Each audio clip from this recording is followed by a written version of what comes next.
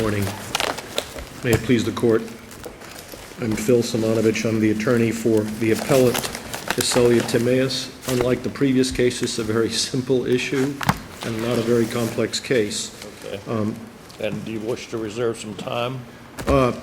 Sure, Judge, although I believe that I could probably get my original argument in less than 5 minutes, probably. But That would be fine with us. all right. But I'll reserve 2 minutes just in case you need it. All right. All right. Thank you, Judge. 5 and 2 will do it. Excuse me, I'm sorry. Basically, what happened in this case, this is a mortgage foreclosure action. And it was commenced back in 2009, I believe. And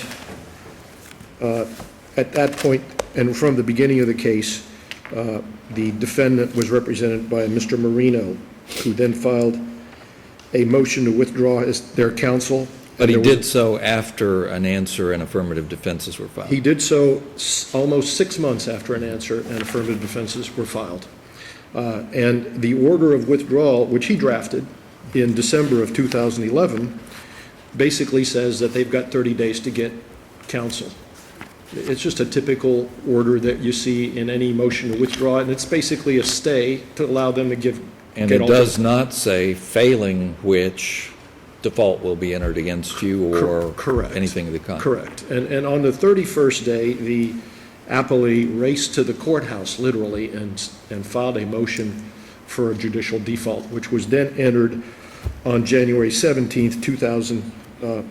Actually, the order was entered on February 8th, 2012. At least, it's actually more than 6 months at that point. There's been an answer filed. Affirmative defenses have been filed. Now, they did not attend the default hearing, correct? They did not attend the default hearing. They do not speak. They're Haitian first-generation immigrants. They don't understand English very well. They certainly don't understand our court system.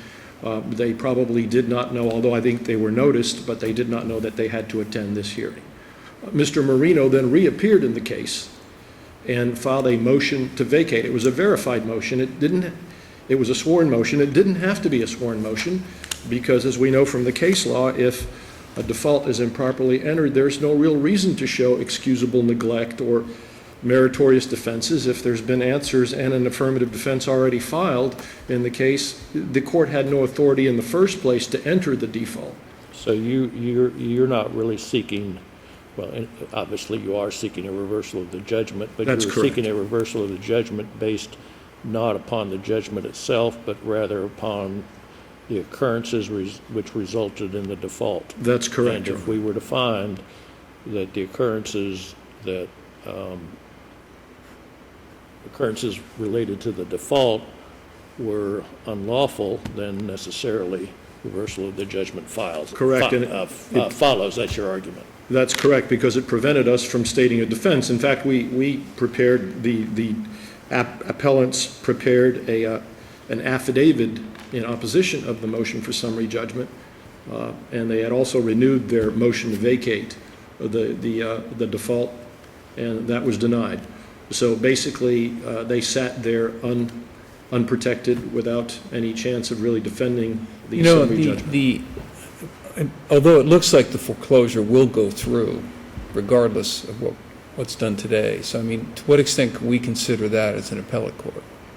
Well, Judge, you know, I've been practicing law for 32 years, and I probably have represented defendants in foreclosure cases, over 1,200 cases in the last 4 or 5 years. And one thing that really hurts me and bothers me as an advocate is the erosion by both the bench and the bar of the rules of civil procedure. I mean, people try to bypass them all the time now. I see judges in motions for summary judgment that have been opposed and are no longer opposed sign the judgment, a blanket judgment, without even looking at the affirmative defenses because there's nobody there at the hearing. And that's not what judges are supposed to do. They're supposed to look at the court file, make sure there are no reasonable defenses. And all I wanted from my clients in this case is to have the opportunity to go to trial. Even if I was going to lose at trial, I certainly felt that we had sufficient affirmative defenses to get through the summary judgment and prevail there. And that's all I'm asking for, is the due process that I think my clients were entitled to in this case, and they were robbed of. What if we reviewed the affirmative defenses and found them legally insufficient on their face? Someone says that the lender violated the Clean Air Act, or something that simply doesn't apply. Would your argument still be the same? No, I mean, obviously, if they're legally insufficient, they're legally insufficient. However, I feel that I would have had the right to, the previous affirmative defenses were filed back in 2011. The judgment wasn't entered until this year. I think I would have had the opportunity to amend the affirmative It would have defenses if come I up were not. on a motion to strike, and then. Correct, you- and okay. I usually, when I do that, usually prevail on summary judgments. It's very rare that one is entered against one of my clients, and I feel that I was not given that opportunity by the lower court. Thank you, counsel. Thank you.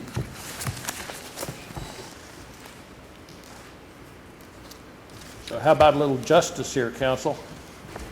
Well, Your Honor, We'll just- justice is for or everybody, maybe but if it's not- also, If not justice, how about a little due process? you have to diligently pursue justice, Your Honor. You can't just sit on your rights and not take any action and then expect 3 years later for a court of appeal. Well, but we've got a mechanism for that. We've got dismissal for lack of prosecution. We've got all kinds of things available. Why not a motion for summary judgment here to show that there's no issue? How can you just have a default entered because of the failure to get counsel? They have a constitutional right not to get counsel, to represent themselves.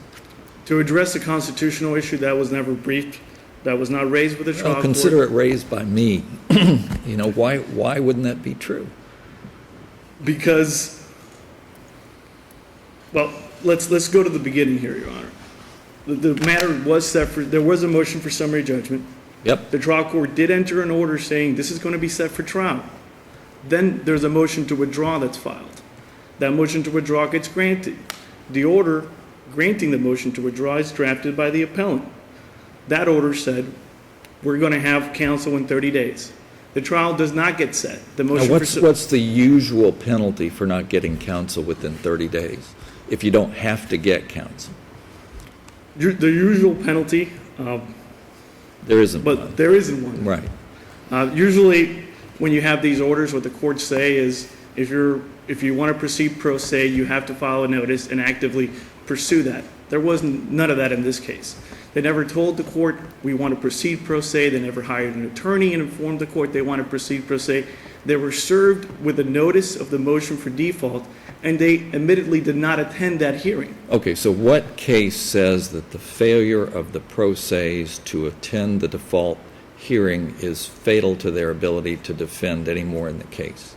I don't have a case that says that, Your Honor, but I do have a case from this court, that's a Techvin versus Phoenix Network case, which is cited in our brief, which is an opinion that was written by Judge Schwartz, where it says that even where a default is erroneously entered, the party must pursue a motion to vacate diligently.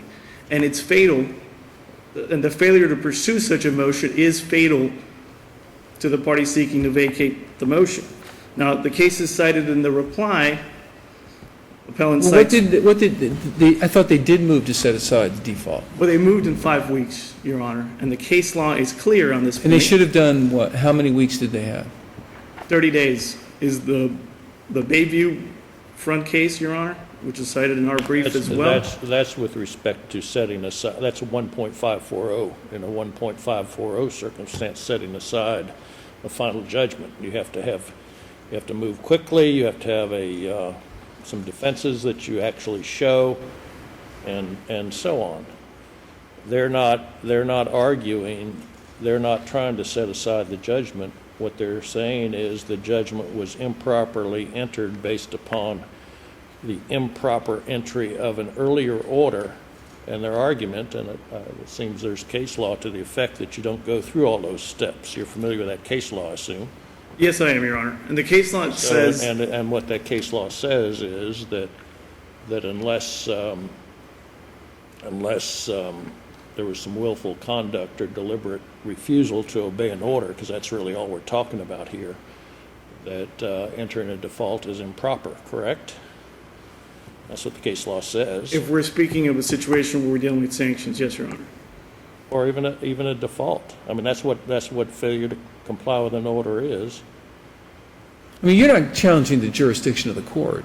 to hear the appeal, are you? This court, no, Your Honor, I'm not challenging the jurisdiction Now, of the court. you're aware of the law that says a corporation has to be represented by counsel. I am well aware of that law. So a motion to dismiss because a corporation's not represented by counsel is certainly legitimate.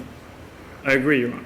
But a motion to dismiss because an individual doesn't have counsel, that's pretty out there. That's very, very out there, counsel. You get that, right? I understand that, Your Honor. And you're trying to defend that, and, you know, be careful. You know, confession of error is a very good professional thing.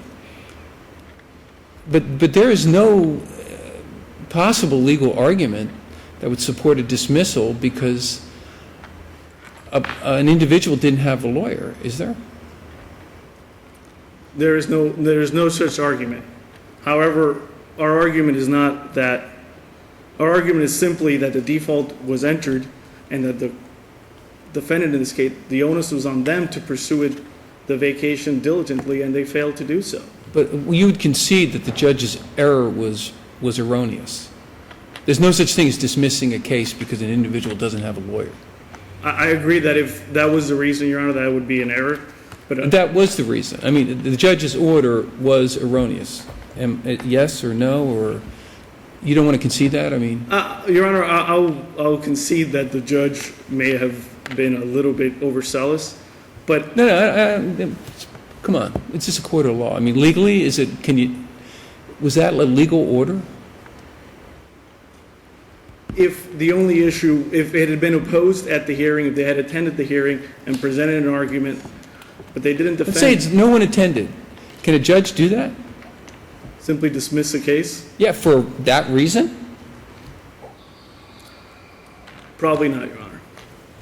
Thank you, counsel. Thank you. Did you wish to have rebuttal, counsel? I don't know, do I really want to snatch That's exactly. defeat from the jaws of victory? That's precisely, Isn't that what you're saying, that's precisely what I had in mind, counsel. Then I will waive rebuttal. Thank you. Thank the court. Thank you. We'll be in recess until the 10:30 calendar. We'll have